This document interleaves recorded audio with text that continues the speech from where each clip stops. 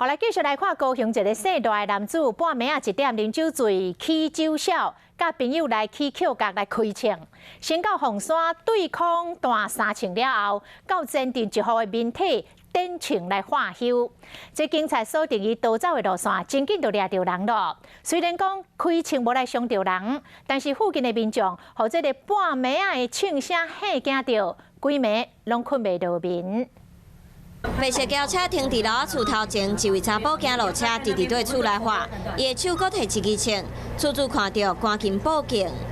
半暝1点53分接到报案了，警方赶来高雄前镇地上路，不过驾驶早就驶车走啊。这位查甫自凤山过来时阵，早就沿路对空气开3枪。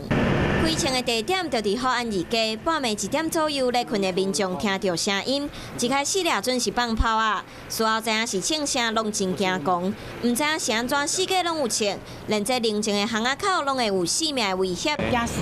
一定会惊，这一定会管的啊！警方追踪嫌犯走的路线，去大所在界抓起来，将人带回去警察局检问。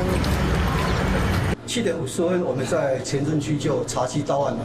那6个小时就迅速侦破，犯前到案的时候是满身的酒味疑似是借酒发疯犯案，发生的原因初步了解是之前有口角的纠纷，疑似盗机枪。